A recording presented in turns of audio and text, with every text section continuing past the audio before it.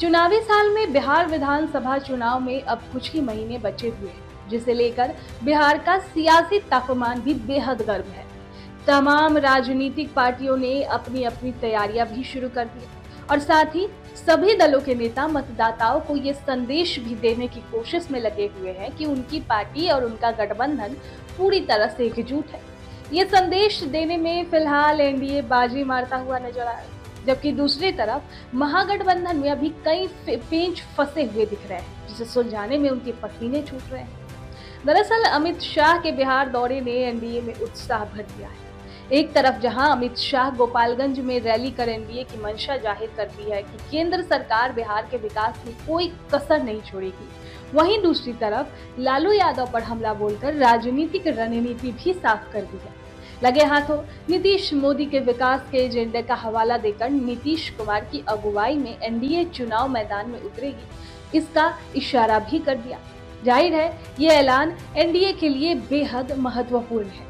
NDA के तमाम जो बड़े नेता हैं नीतीश कुमार के एक अणिमार्ग स्थित आवास में बैठे, तो इस दौरान नीतीश कुमार को लेकर तस्वीर साफ हो गई कि वही एनडीए का चेहरा होगा। साथ ही जो फोटो सेशन हुआ, जिससे एनडीए के तमाम नेताओं और कार्यकर्ताओं को साफ साफ एकजुटता का संदेश भी दे दिया गया, जो महागठबंधन के लिए झटके से कम नहीं।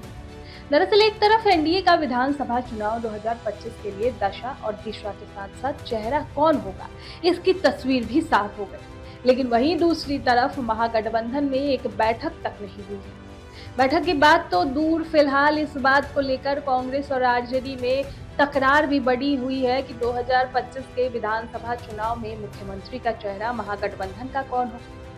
अब इस पर दोनों पार्टियां आमने सामने दिख रही है। एक तरफ कांग्रेस ने इस मुद्दे पर रहस्यमय आवरण ओढ़ रखा है, वहीं दूसरी तरफ आरजेडी ने साफ कर दिया है कि चेहरा मुख्यमंत्री का तेजस्वी ही होंगे। कांग्रेस के सूत्र बताते हैं कि चुनाव के वक्त कांग्रेस को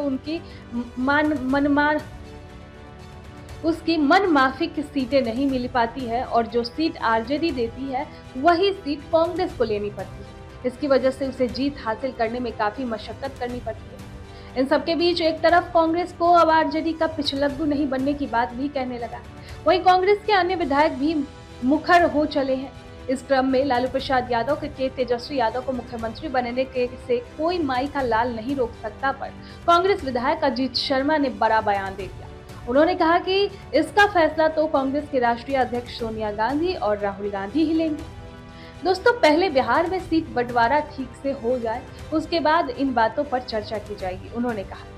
दोस्तों, ये तकरार अब आगे कौन सी दिशा में बढ़ेगी फिलहाल कोई नहीं जानता, लेकिन वहीं दूसरी तरफ एकता के बहाने एनडीए महागठबंधन पर मनोवैज्ञानिक बढ़त बनाने की तो तैयारी जोरों शोरों से कर ली है।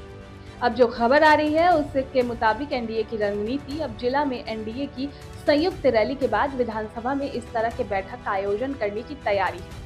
यहाँ जिला और प्रखंड स्तर पर एनडीए नेताओं और कार्यकर्ताओं की बैठक होगी, ताकि चुनाव के पहले एनडीए में पूरी तरह से एकजुटता हो जाए और इसका फायदा चुनाव में मिल सके। खैर, इस पर आपकी क्या राय है, कमेंट बॉक्स में हमें जरूर बताएं।